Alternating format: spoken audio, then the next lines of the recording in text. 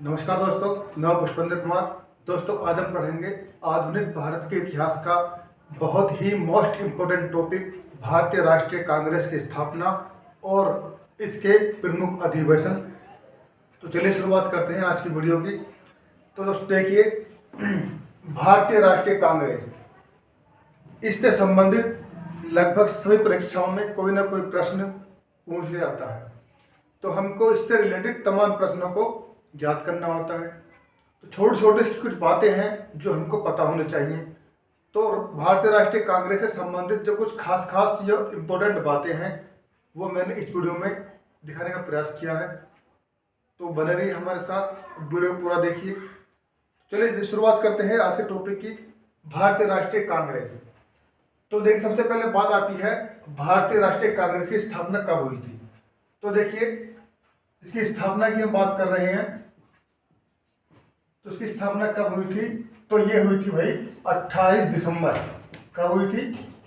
28 दिसंबर और 1885 में, 1885 ईस्वी में हुई थी। ठीक है, ये आपको याद रखना है। 28 दिसंबर 1885 को भारतीय राष्ट्रीय कांग्रेस की स्थापना हुई थी। ठीक है, पहली बात ये हो चुकी है। ठीक है, दूसरी बात क्या होती है, इसकी स्थापना किसने की थी? ठीक है, और किसने की थी? तो देखिए, ए ओ ह्यूम, यह आपको याद रखना है। ए ओ ह्यूम, इन्होंने भारतीय राष्ट्रीय कांग्रेस की स्थापना की थी। तो ए ओ ह्यूम का पूरा नाम क्या है? एलन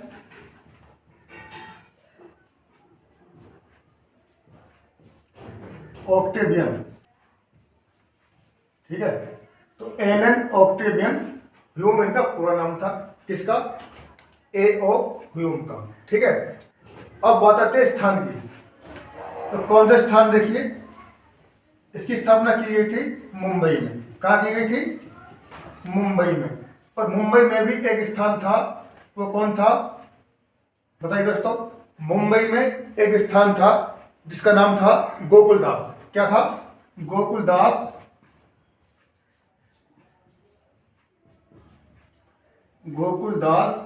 तेजपाल संस्कृत विद्यालय। ठीक है, तो ये तीन बातें हमने देखी। तो भारतीय राष्ट्रीय कांग्रेस की स्थापना कब की गई थी? 28 दिसंबर 1885 को की गई थी।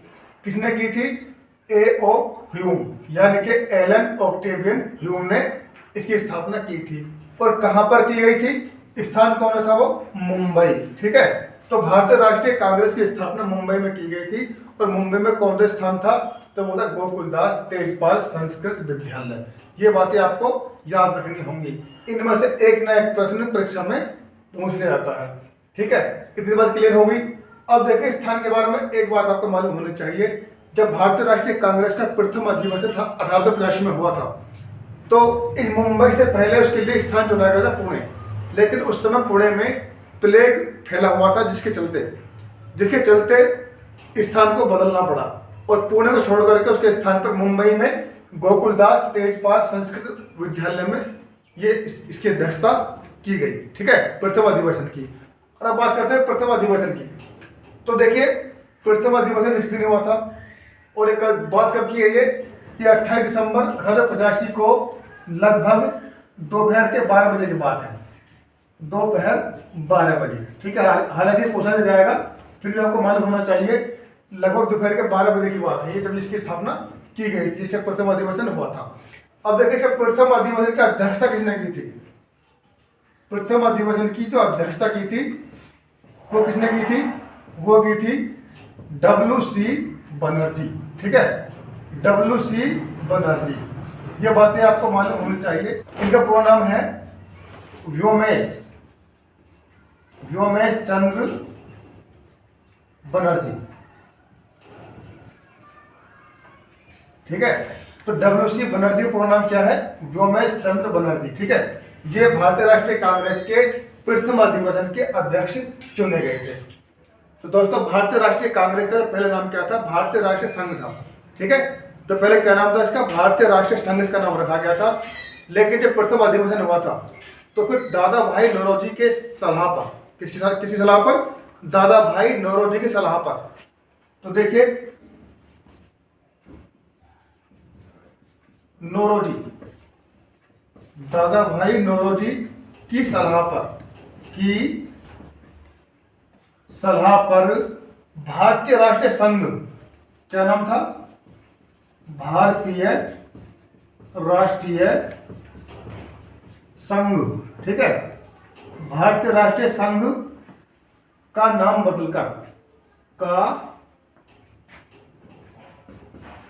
बदलकर भारतीय राष्ट्रीय कांग्रेस रख दिया गया था। भारतीय राष्ट्रीय कांग्रेस कर दिया गया था,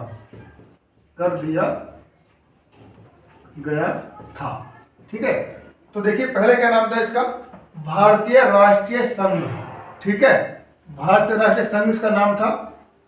उसके बाद में जब प्रथम अधिवेशन हुआ तो उसमें क्या हुआ, दादा भाई नौरोजी ने सलाह दी और उनकी सलाह के आधार पर ही इसका नाम बदलकर भारतीय राष्ट्रीय कांग्रेस कर दिया गया, ठीक है।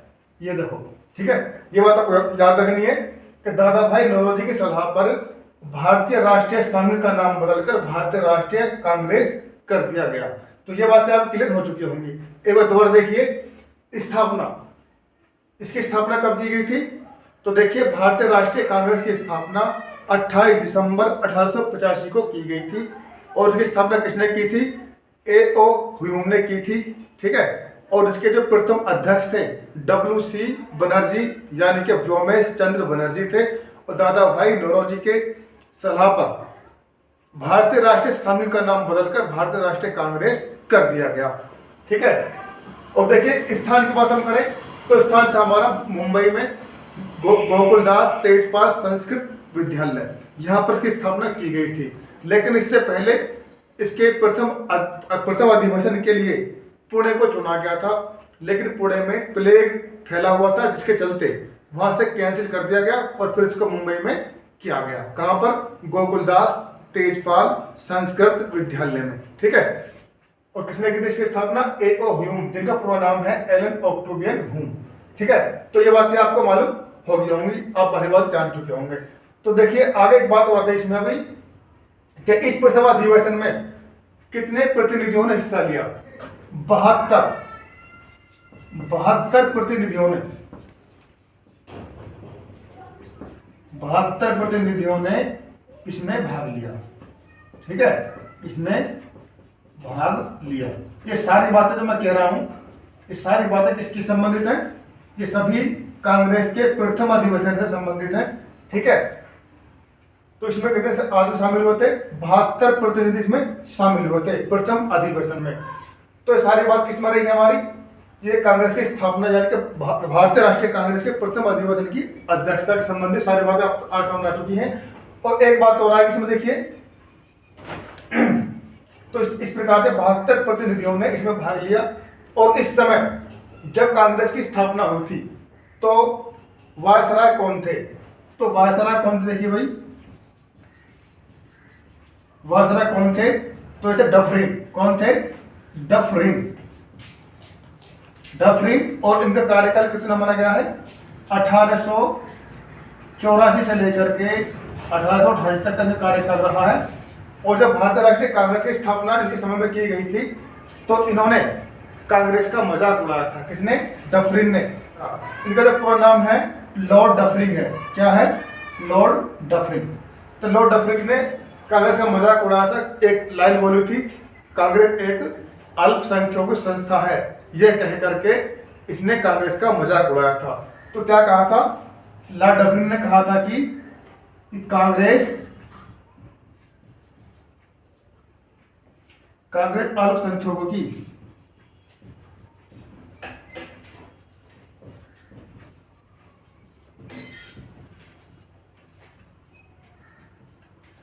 यानी कि बहुत ही कम लोग उसमें हैं और उनकी एक संस्था है, ऐसा कुछ बोल करके इसने लॉर्ड डफरिन ने मजाक उड़ाया था कि कांग्रेस अल्पसंख्यकों की एक संस्था है।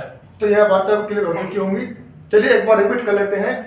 तो देखिए, भारतीय राष्ट्रीय कांग्रेस की स्थापना कब हुई थी? 28 दिसंबर 1885 को हुई थी, दोपहर 12 बजे। और कहाँ पर हुई थी? मुंबई में हुई थी, गोकुलदास तेजपाल संस्कृत विद्यालय में हुई थी। किसने इसकी स्थापना की थी? A.O. ह्यूम ने की थी, जिनका पूरा नाम है एलन ऑक्टेवियन ह्यूम। ठीक है। उसकी प्रथम अध्यक्ष कौन थे? W.C. बनर्जी, व्योमेश चंद्र बनर्जी को भारतीय राष्ट्रीय कांग्रेस के प्रथम अधिवेशन का अध्यक्ष बनाया गया था। और देख, दादा भाई नौरोजी की सलाह पर भारतीय राष्ट्रीय संघ का नाम बदल के भारतीय राष्ट्रीय कांग्रेस कर दिया गया था। उसके बाद बात करेंगे, इसमें 72 प्रतिनिधियों ने इसमें भाग लिया। उस समय वायसराय कौन थे? जिस समय कांग्रेस की स्थापना हुई थी उस समय भारत के वायसराय लॉर्ड डफरिन थे। इन्होंने, इनका शासनकाल है 1884 से 28 तक है। और इन्होंने कांग्रेस का मजाक उड़ाया था, यह कहकर कि कांग्रेस अल्पसंख्यकों की एक संस्था है। चलिए अब हम बात करेंगे भारतीय राष्ट्रीय कांग्रेस के दूसरे अधिवेशन की। ठीक है, दूसरा अधिवेशन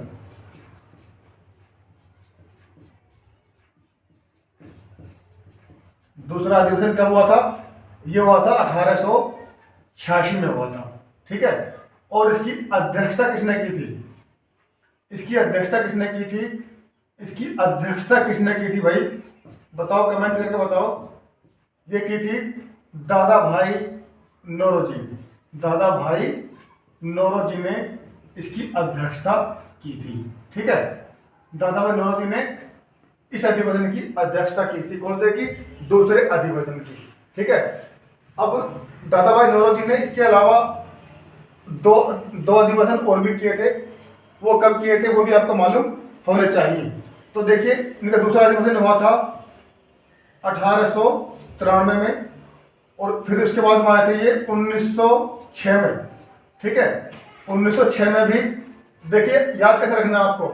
दूसरा जो अधिवेशन था ये कहाँ पे हुआ था? ये कलकत्ता में हुआ था। कहाँ पे हुआ था? कलकत्ता में हुआ था। ठीक है, कलकत्ता में हुआ था। और दूसरा जो क्या था इन्होंने वाला 1893 में, ये हुआ था लाहौर में। कहाँ पे हुआ था? लाहौर में। उसके बाद जो 1906 में हुआ था ये भी कलकत्ता में ही हुआ था। इनको देखिए याद कैसे रखेंगे, इसके लिए छोटी ट्रिक बनाई है मैंने, वो ये है कलक, क्या, ला और एक का। ठीक है। तो दादा भाई नौरोजी ने भारतीय राष्ट्रीय कांग्रेस के दूसरे अधिवेशन की अध्यक्षता की थी, जो कि 1886 में हुआ था। और एक कहां पर हुआ था? कलकत्ता में हुआ था। तो देखिए कलक, ये शब्द आप याद रखिए दादा भाई नौरोजी के लिए। तो पहला का से बनेगा क्या? कलकत्ता। ठीक है। फिर दूसरे से बना लाहौर, और तीसरे से फिर बन गया हमारा कलकत्ता। यानी कि तो इन्होंने पहला अधिवेशन किया था, वजह कांग्रेस दूसरा था, जो पहली बार आए थे दूसरा अधिवेशन था। तो 1886 में दादा भाई नौरोजी ने कांग्रेस के दूसरे अधिवेशन की अध्यक्षता की थी, जो कि कलकत्ता में हुआ था। उसके बाद 1893 में इन्होंने दूसरे अधिवेशन की अध्यक्षता की, जो कि लाहौर में हुआ था। उसके बाद में तीसरी बार 1906 में इन्होंने भारतीय राष्ट्रीय कांग्रेस की अध्यक्षता की थी, जो कलकत्ता में हुई थी। ठीक है। तो ये बातें आपको इसमें याद रखनी है। और एक बात और देखिए, जो 1906 में कलकत्ता अधिवेशन हुआ था, इसमें प्रथम बार क्या हुआ था? स्वराज शब्द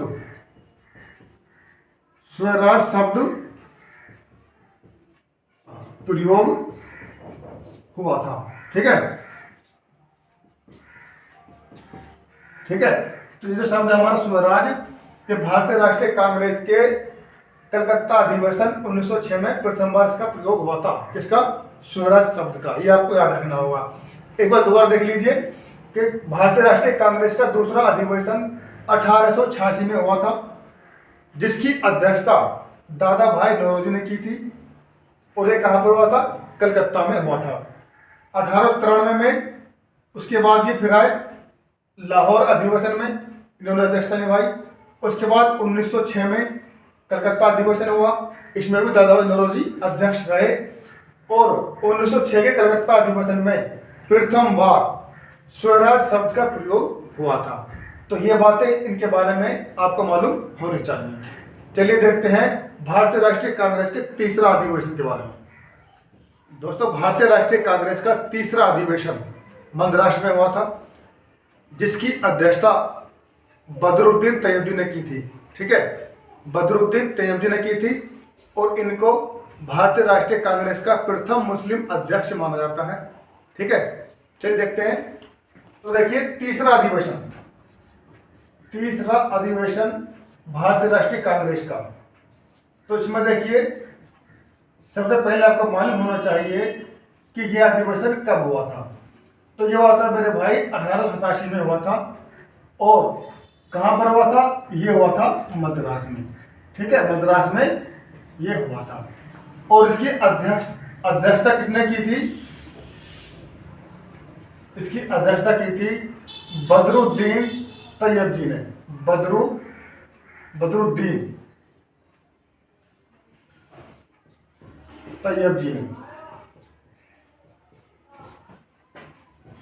ठीक है, और बदरुद्दीन तैयबजी को ही क्या माना जाता है? इनको ही भारतीय राष्ट्रीय कांग्रेस का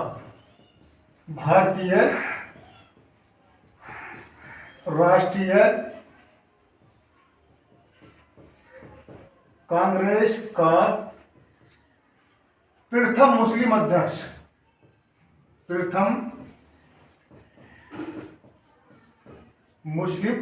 माना जाता है। ठीक है, यदि पेपर में क्वेश्चन आ जाए कि भारतीय राष्ट्रीय कांग्रेस के प्रथम मुस्लिम अध्यक्ष कौन थे, तो आपका जवाब होना चाहिए बदरुद्दीन तैयबजी। बदरुद्दीन तैयबजी भारतीय राष्ट्रीय कांग्रेस के प्रथम मुस्लिम अध्यक्ष थे, जिन्होंने भारतीय राष्ट्रीय कांग्रेस के तीसरे अधिवेशन की मद्रास में अध्यक्षता की थी। तो ये बात थी हमारी भारतीय राष्ट्रीय कांग्रेस के तीसरे अधिवेशन के बारे में। अब हम चर्चा करेंगे भारतीय राष्ट्रीय कांग्रेस के चौथे अधिवेशन के बारे में। चौथा अधिवेशन ये हुआ था 1888 में। कब हुआ था? 1888 में हुआ था ये। और ये कहां पर हुआ था? ये हुआ था भाई इलाहाबाद में। इलाहाबाद, ठीक है, ये इलाहाबाद में हुआ था।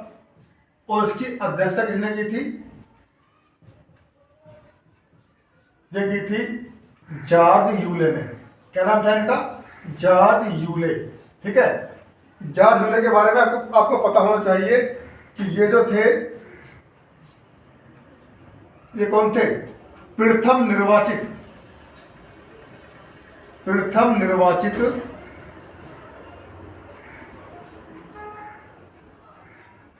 यूरोपीय अध्यक्ष। ठीक है, तो देखिए, भारतीय राष्ट्रीय कांग्रेस का चौथा अधिवेशन 1888 में हुआ था। और कहां पे हुआ था? इलाहाबाद में हुआ था, जिसकी अध्यक्षता जॉर्ज यूले ने की थी। और प्रथम निर्वाचित यूरोपीय अध्यक्ष थे जॉर्ज यूले। ठीक है, ये प्रथम अंग्रेज अध्यक्ष कौन थे? तो हमारे ये थे जॉर्ज यूले। ये आपको याद रखना होगा, प्रथम निर्वाचित यूरोपीय अध्यक्ष थे जॉर्ज यूले।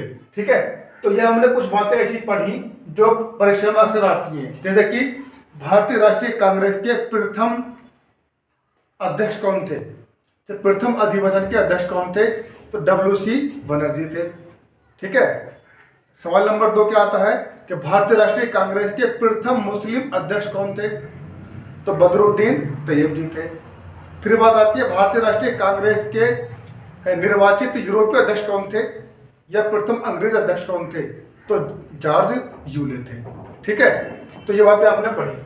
बात करेंगे हम 1917 के कलकत्ता अधिवेशन की। ठीक है, 1917 के कलकत्ता अधिवेशन की। इसमें मैं केवल खास याद कराऊंगा, फालतू नहीं।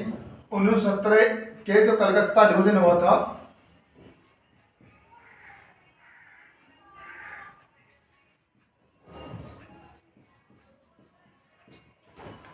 1917 कलकत्ता अधिवेशन, इसकी जो अध्यक्ष कौन थी? इसकी जो अध्यक्ष थी वो थी एनी बेसेंट। ठीक है, ये बहुत ही मोस्ट सवाल है भाई, एनी बेसेंट। ठीक है, तो कलकत्ता अधिवेशन 1917 की अध्यक्षता करने वाली प्रथम महिला थी एनी बेसेंट। ठीक है, या भारतीय राष्ट्रीय कांग्रेस की प्रथम महिला अध्यक्ष एनी बेसेंट को ही कहा जाता है। ठीक है, तो देखो भारतीय, ये कौन थी? भारतीय राष्ट्रीय कांग्रेस की, भारतीय राष्ट्रीय कांग्रेस की प्रथम महिला अध्यक्ष, प्रथम महिला अध्यक्ष।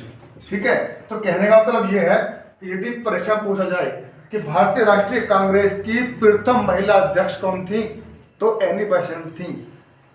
सरोजिनी नायडू मत लगा देना, सरोजिनी नायडू प्रथम भारतीय महिला थी। ठीक है, यदि आपसे पूछा जाए कि भारतीय राष्ट्रीय कांग्रेस की प्रथम भारतीय महिला अध्यक्ष कौन थी, तो सरोजिनी नायडू थी। यदि आपसे पूछा जाए कि भारतीय राष्ट्रीय कांग्रेस की प्रथम महिला अध्यक्ष कौन थी, तब आप कहेंगे एनी बेसेंट थी। ठीक है, यदि भारतीय लगा आता है तो सरोजिनी नायडू लिखनी है, और यदि भारतीय नहीं आता है तो एनी बेसेंट ही लिखनी है। चलिए आगे देख लेते हैं। तो अब हम बात करेंगे लखनऊ पैक्ट 1916 की। तो देखिए लखनऊ पैक्ट ये बहुत ही मोस्ट इंपोर्टेंट है भाई, इससे संबंधित प्रश्न बहुत बार परीक्षा में आते हैं।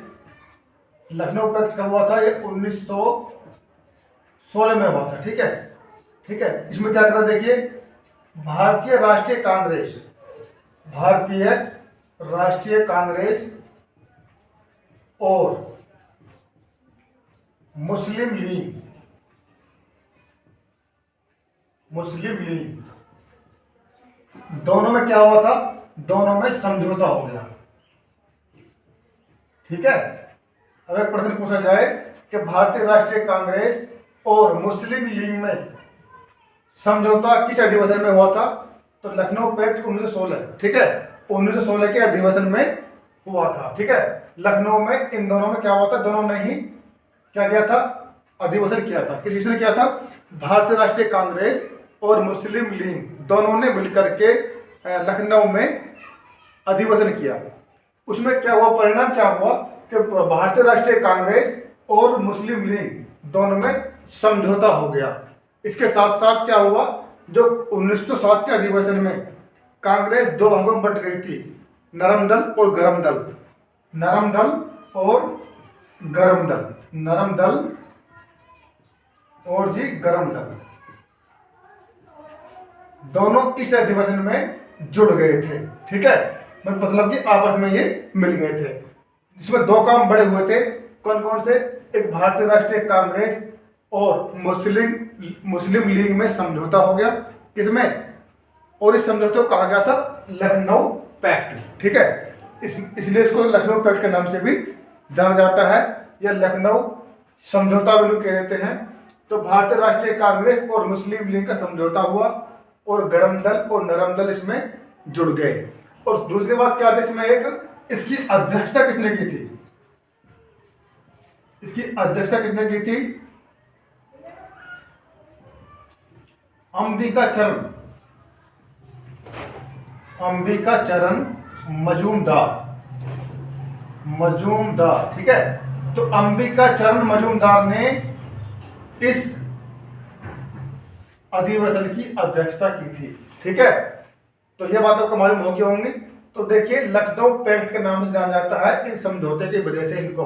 तो भारतीय राष्ट्रीय कांग्रेस और मुस्लिम लीग ने लखनऊ में अधिवेशन किया, जिसका परिणाम क्या हुआ कि भारतीय राष्ट्रीय कांग्रेस और मुस्लिम लीग दोनों में समझौता हो गया और नरम दल और गरम दल दोनों मिल गए। ठीक है, दोनों एक हो गए। और उसकी अध्यक्षता किसने की थी? अंबिका चरण मजूमदार ने इसकी अध्यक्षता की थी। और इसी 1916 लखनऊ अधिवेशन में किसने? बाल गंगाधर, ये बहुत मोस्ट बात है, बाल गंगाधर तिलक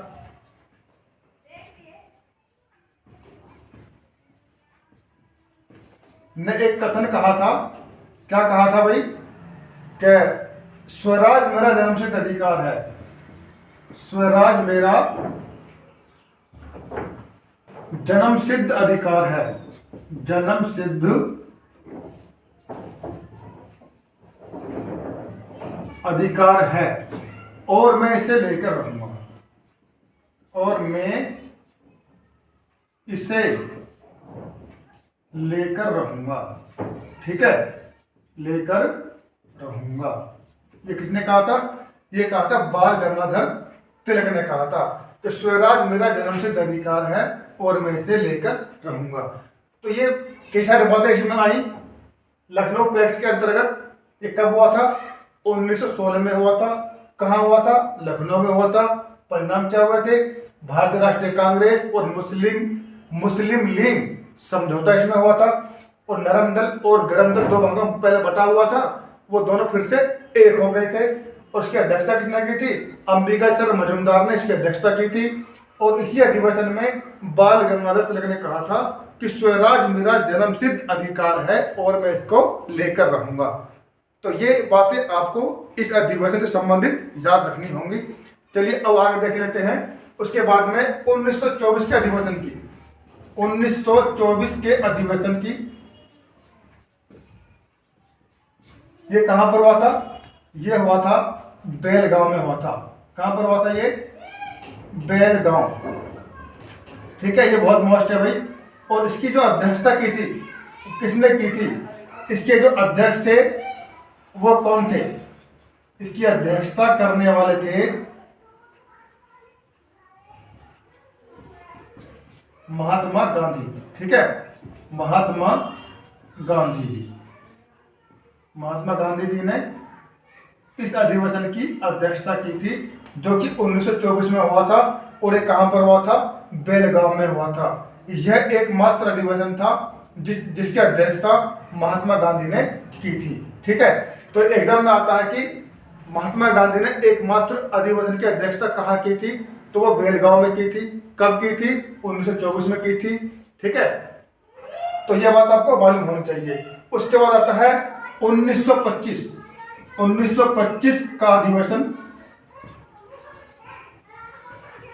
ये बहुत मस्त है।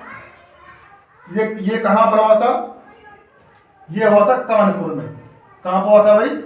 ये कानपुर में हुआ था। और इसकी अध्यक्षता किसने की थी? इसकी अध्यक्षता किसने की थी? तो ये की थी मेरे भाई सरोजिनी नायडू ने। सरोजिनी, ठीक है, सरोजिनी नायडू। सरोजिनी नायडू ने इसकी अध्यक्षता की थी।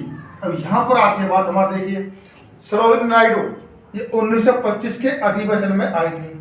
इन्होंने अध्यक्षता की थी। ठीक है, कानपुर में। ठीक है, अब देखिए सरोजिनी नायडू के बारे में ये पॉइंट, ये फैक्ट आपको मालूम होना चाहिए कि ये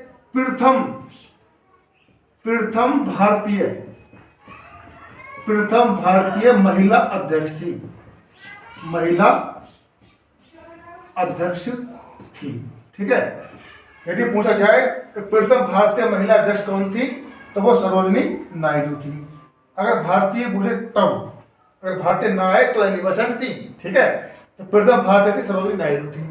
और सरोजिनी नायडू के बारे में आपको मालूम होना चाहिए कि सरोजिनी नायडू जो थी ये 1947 से लेकर के 49 तक, 1947 से लेकर के 49 तक हमारे उत्तर प्रदेश की, किसकी? उत्तर प्रदेश की राज्यपाल रही थी। ठीक है, राज्यपाल रही थी।